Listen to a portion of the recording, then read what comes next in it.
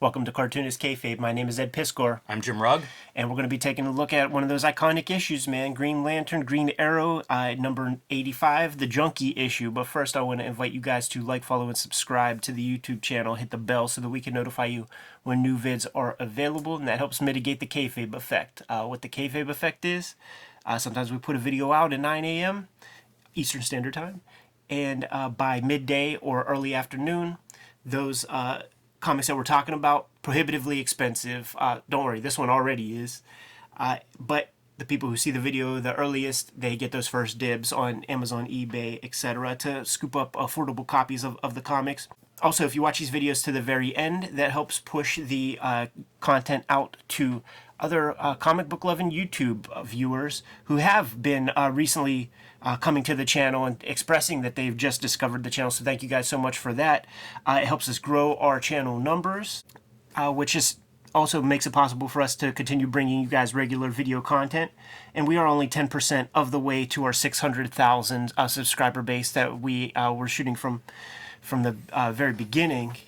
Jimmy, can we talk about Speedy the Ward?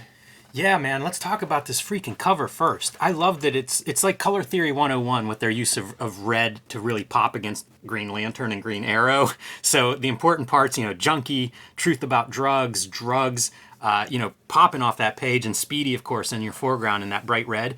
Comics Code Authority stamp on this thing. And I mean, this is hardcore drugs. This is not smoking pot, is a hippie or something. Like, I mean, that's a whole kit sitting there on the front of the cover. The total works, right? Like, yeah, make sure you have your cotton to dab the impurities and all that, man. And that is like stolen from a hospital hypodermic needle, man. I've never seen such a well-drawn hypo. It's pretty serious stuff. And a sidekick, Speedy being the guy involved, like, they're really going for it with this.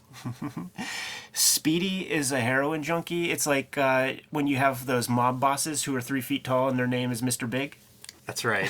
You wonder if it was inevitable that he was going to go down the wrong path. I'm just saying, wasn't meth out back then, man? Get something that amps you up a touch. It reminds me, too, of Rick Veitch's Brat Pack. Yeah, totally. Totally, man. Artist Neal Adams, man, so I guess he's inking this gimmick himself. Yeah, I mean, this is your team that you see again and again in these DC Comics 70s DC Neal Adams joints. Denny O'Neil writing often and Julius Schwartz editor frequently. So kind of a power team. Snowbirds don't fly, man. That's a term that is lost to the ages, man. Snowbird. Yeah, I'm so old. I think of snowbirds as like people that go to Florida for the winter. Exactly.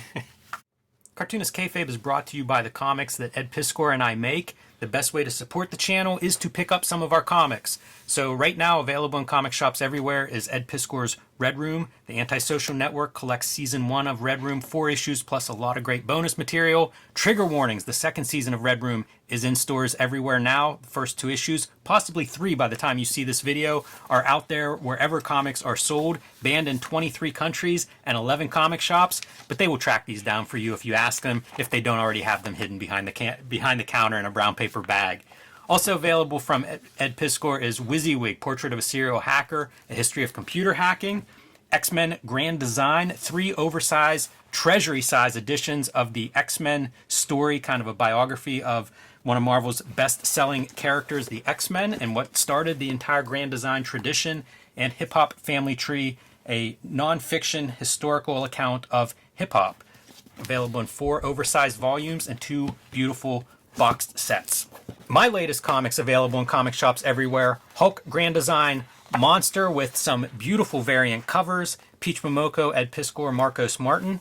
And now Hulk Grand Design Madness, again with some beautiful variant covers by Jeff Darrow, Ed McGuinness, and of course my classic version, telling 60-year history of the Incredible Hulk, written, drawn, colored, lettered by me.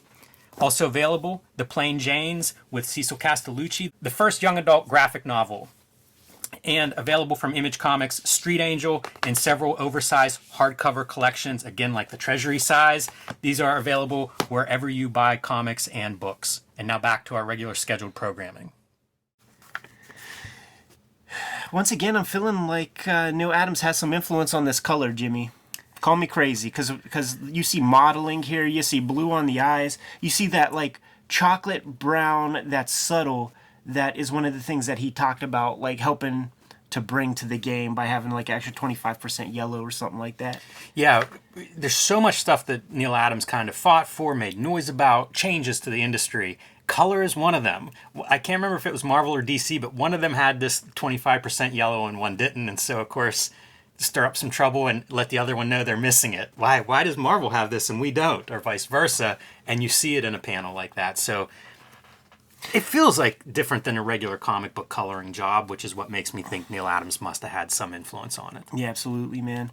The stillness of this image is so powerful. Seeing that shadow like really helps it out, and allowing the white of the paper to sort of do the talking. I feel like a colorist wouldn't feel right about doing that. I agree, and it really does pop. I mean, look, it's a shadow, it's a silhouette, it's black on white. You're not going to make it pop more than black on white.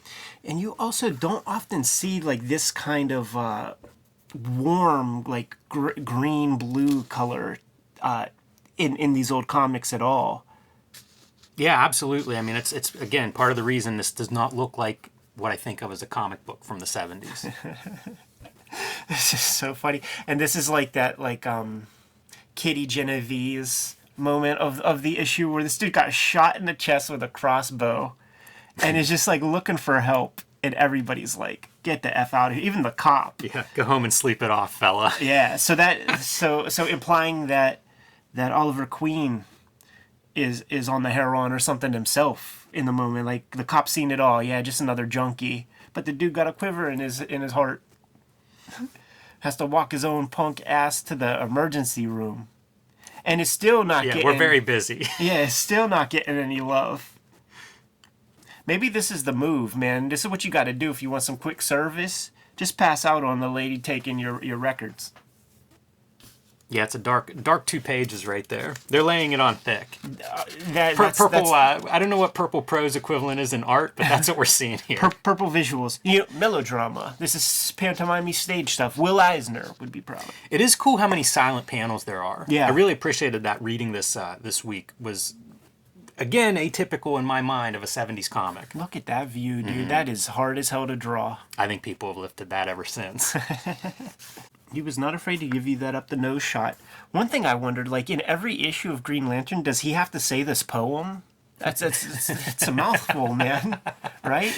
Yeah, that's a lot. I don't know if he has to sing his little song or not. Also, by the way, like, you make fun of the Superman tights, right? But there is a function to it because it helps sell the 3D of the figure, and it also, like, clothes a naked man. Because with this green light, like, that's a naked dude, right? Sure. I think you could level this at a lot of costumes. Totally. From the Silver Age. The dudes hanging out in their costumes, going down their apartment stairs. It's so pro wrestling. It is. I gotta admire Green Arrow for not letting this bad wing slow him down. For sure, man. Like it's the quiver that got plucked in his chest is from him, and I like this little storytelling part that's done in dialogue. Denny O'Neil being a little bit observant, where he's saying stuff like, I left these quivers all over the city, like while I was doing jobs and stuff. So it's not crazy to think that somebody picked it up. And then you think about that, it does feel a little irresponsible, leaving your arrows around all over the place. Yes. See lawn darts. I had a friend in school that had a slat, like a scar under his eye, and it was from an arrow. Playing with arrows. Because they're razor sharp, like a hunting arrow. Not something to be thrown back and forth and play catch with. My cousin, man, he got a blowgun for Christmas. And tradition, we always went over his house on Christmas, man, compared toys and whatnot. And we got bored blowing those fucking darts into just a cardboard box. And of course we started blowing it straight up into the air. One of them got lost on the roof in the gutters, and when we came in we tried to be slick and just like take it back up, and his dad wanted to grab the blowgun, show it to my dad, and was like, why is one of the darts missing? had to reveal, man, that it's up on the roof, and he's like, all right, you're done. Like, you don't get to have this anymore. Dude, those darts were so easy to lose. I had a blowgun. It's impossible to keep track of all the darts. It's the roof thing that was the troublesome issue. The idea of like little kids shooting that stuff straight up in the sky. I had two types of darts. One had like a round back on it, and it was kind of a little bit of a blunt front. Yeah. The other one was like a triangle back, almost like the ferrules on an arrow, and it was a sharp one. Yeah, that's and the man, one. you could put that thing into walls and Yeah. stuff Yeah. pretty far. Yeah, it's like a real thin, like a little needle, like a Yes. hypodermic. Yeah, that's the one, man. That was up there. Got our junkie dude going to Mr. Dealer, who's also, I guess, like the landlord or something like that. By the way, Green Lantern giving Green Arrow a hard time for where he lives.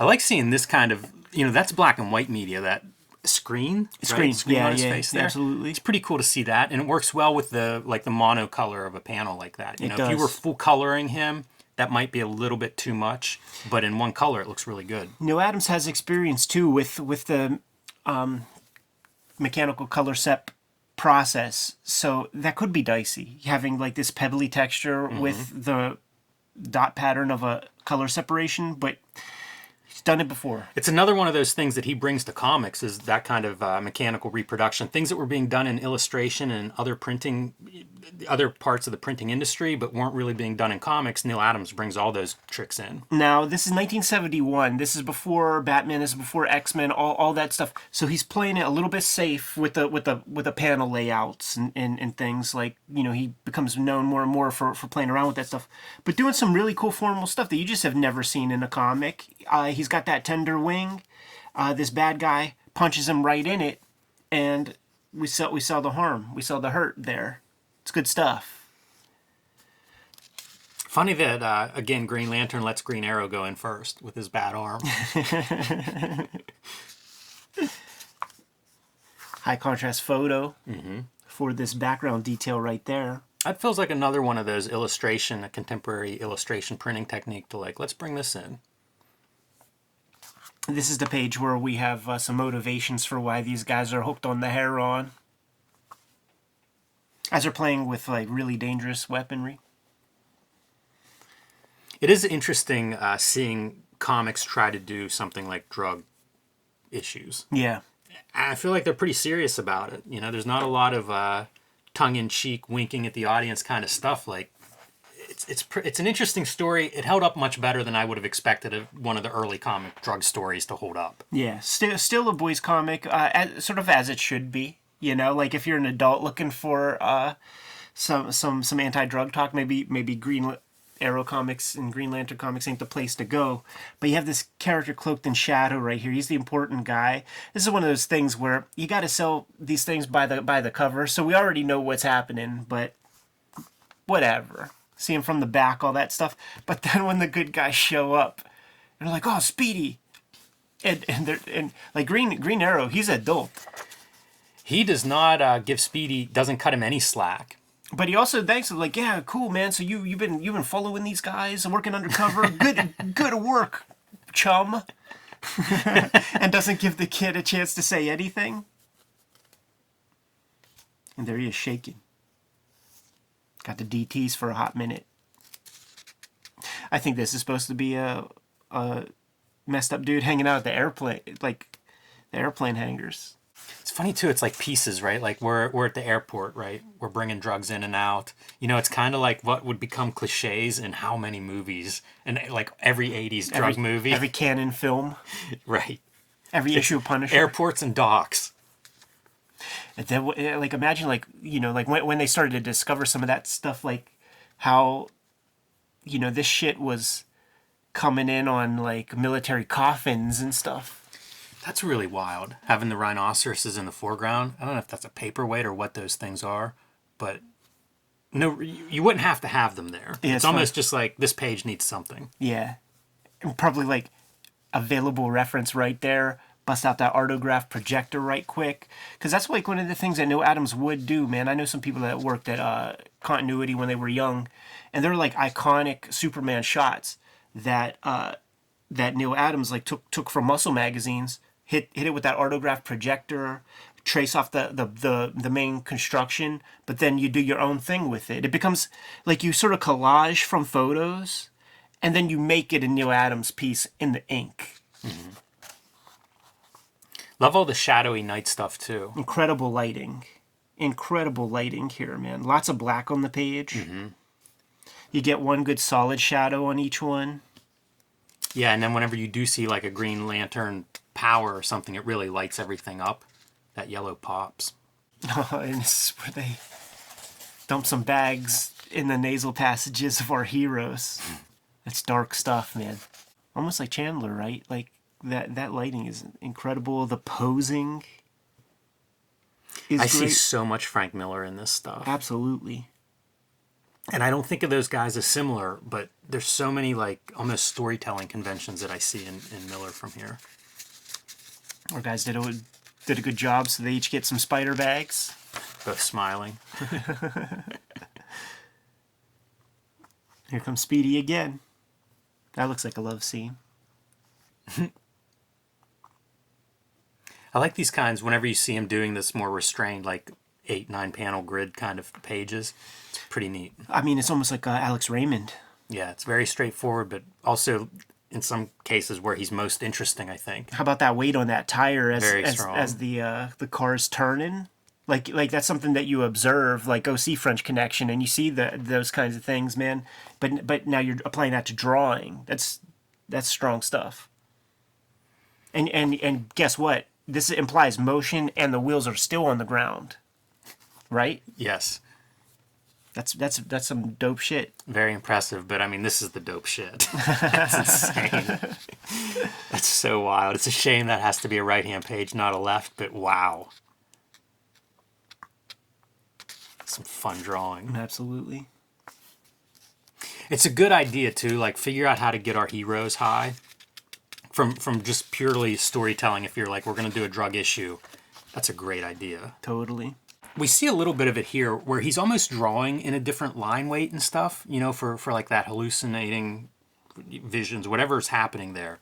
And throughout his work, like as we were looking at different Neal Adams stuff this week, I kept noticing like he would channel almost like different line qualities for different elements. Got to pay the bills and get back to the comics.